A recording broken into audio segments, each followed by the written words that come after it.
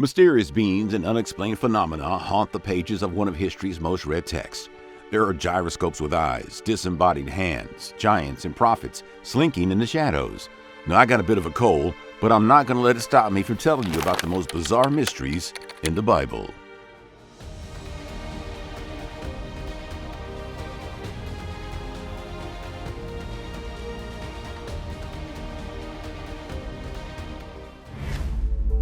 The Nephilim.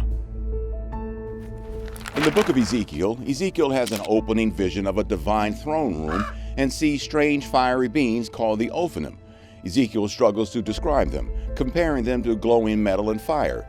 He says their appearance and their work was as if they were a wheel in the middle of a wheel.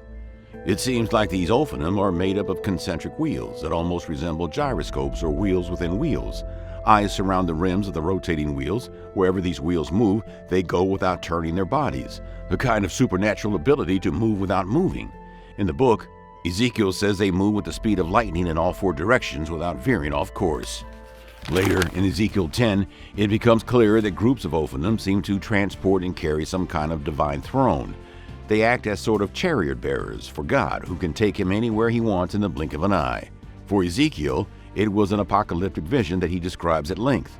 He saw the sky open up, great clouds with fire and lightning fizzling inside, and then these four beings, which were human-like in a sense, but each of them had four faces. The front was human, the right was a lion, the left was an ox, and the back was an eagle. They also had four spread-out wings. Some interpret this as the archangels Michael, Gabriel, Raphael, and Uriel. Other interpretations say these creatures represent the four cardinal directions or Babylonian constellations. Ezekiel saw this apocalyptic vision and the mysterious Nephilim while he was in exile.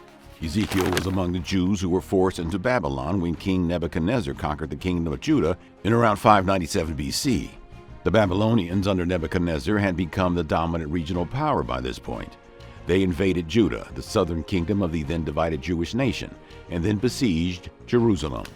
When the king of Judah, Jehoiakim, surrendered, Nebuchadnezzar looted treasures from the temple and palace and took thousands of Jews, including Ezekiel, back to Babylon as captives. The awe-inspiring scene that he witnessed was understandably apocalyptic given his situation, but it was also a hopeful one, where these mysterious beings promised to bring more stability back to Ezekiel and his people. The writing on the wall. In the book of Daniel, King Belshazzar of Babylon hosted a grand banquet for 1,000 of his nobles. As part of the feast, he ordered that some of the gold and silver goblets taken from the temple in Jerusalem by Nebuchadnezzar be used for drinking wine. As the king and his attendees drank from these sacred vessels, they praised their pagan gods. But suddenly, a disembodied human hand appeared and wrote on the palace wall, terrifying Belshazzar so much he nearly fainted. It had been a bowel movement for me. Unable to decipher the mysterious writing, Belshazzar summoned his enchanters, astrologers, and diviners, promising huge rewards to anyone who could decipher the message. Despite their best efforts, no one could explain the writing. Belshazzar was in a panic, understandably worried about what just happened. The queen suggested calling on Daniel, who was known for his wisdom and insight, which Nebuchadnezzar had already recognized and honored. Presented before the king, Daniel was offered rewards for interpreting the writing, which he initially declined, choosing instead to deliver the message unconditionally. He reminded Belshazzar of Nebuchadnezzar's pride and downfall, emphasizing that despite knowing his history, Belshazzar had failed to humble himself before God. He had instead committed sacrilege by using the temple goblets in a way that weren't supposed to be used. Daniel then read the inscription, Mene, Mene, Tekel, Parsin, and interpreted it. It said, God has numbered the days of your reign and brought it to an end. You have been weighed on the scales and found wanting. Your kingdom is divided and given to the Medes and Persians. Bad news for Belshazzar. Despite the ominous interpretation, Belshazzar honored Daniel with royal gifts and proclaimed him the third highest ruler in the kingdom. That same night, Belshazzar was eliminated, though it's unclear under what circumstances. A guy named Darius the Mede took over the kingdom, and the region was never the same again.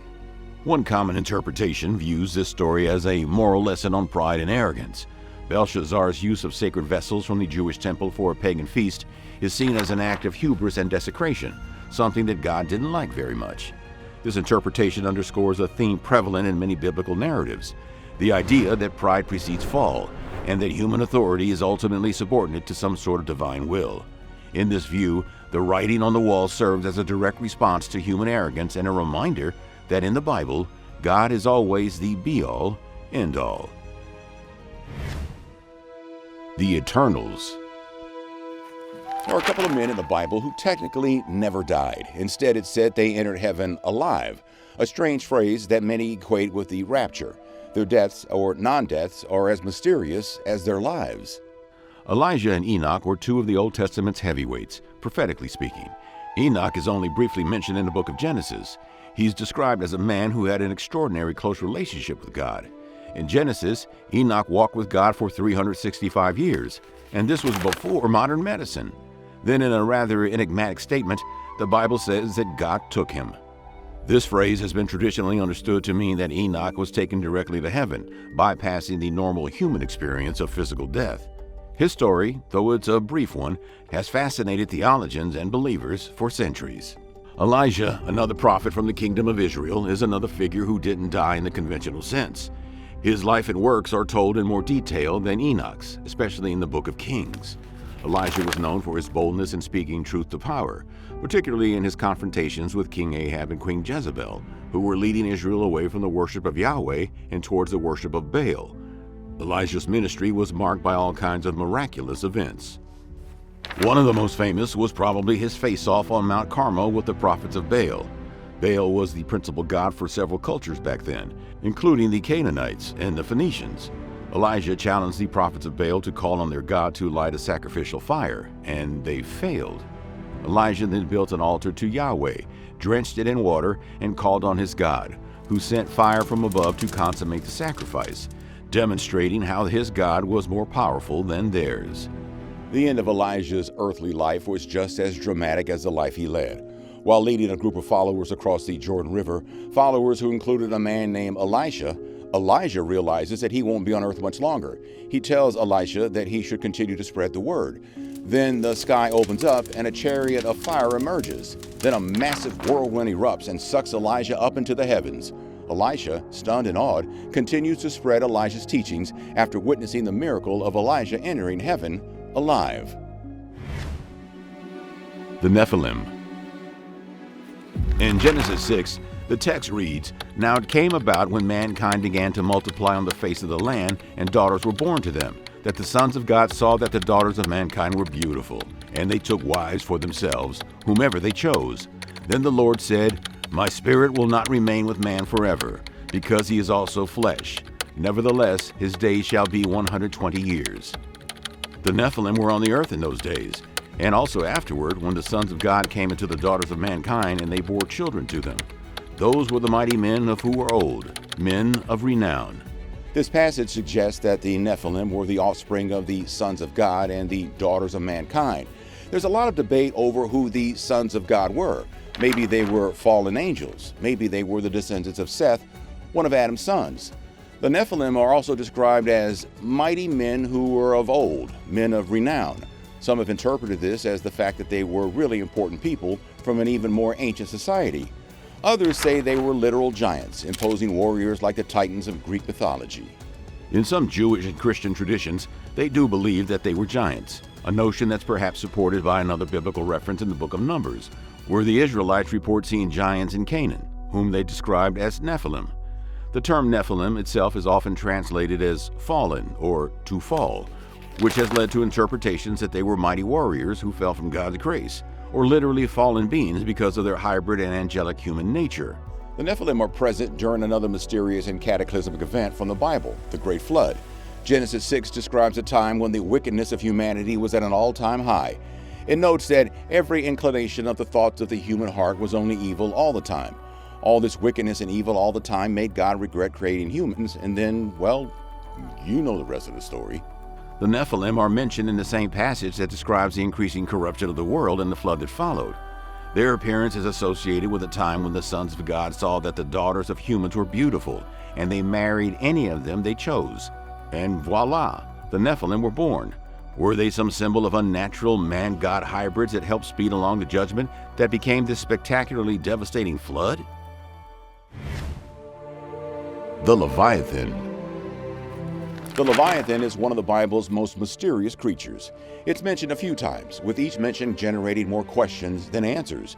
In the book of Job, it's described as a massive sea creature so powerful and fearsome that mere mortals have no chance of subduing it.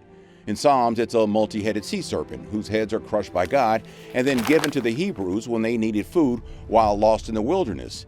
In Isaiah, the Leviathan is a serpent that acts as a metaphor for Israel's enemies who will be eliminated by God. For many, the Leviathan symbolizes the chaos and danger of the natural world, a force that only the belief in God can overcome. The Leviathan has been interpreted in various ways throughout history. To some, it's a lot like the mythical sea monsters found in ancient Near Eastern cultures that embody chaos and the untamed aspects of nature. In other interpretations, the Leviathan appears as part of the cosmic battle where God asserts his power over chaos and disorder. There are also more literal views of the Leviathan. Some scholars have argued that the creature might have been based on real animals known to the ancient people. Maybe it was a crocodile, a whale, or a sea snake, maybe even a giant squid. I mean, what would you do if you saw a Leviathan? Jump in the water and fight it like you're Aquaman? Or run away? I know what I'm choosing, and I ain't fighting. Thanks for watching Nutty History. I'm gonna go get me a lozenge and some hot tea with lemon and honey, and I'll catch you next time. Please do share, like, and subscribe for more video content like this.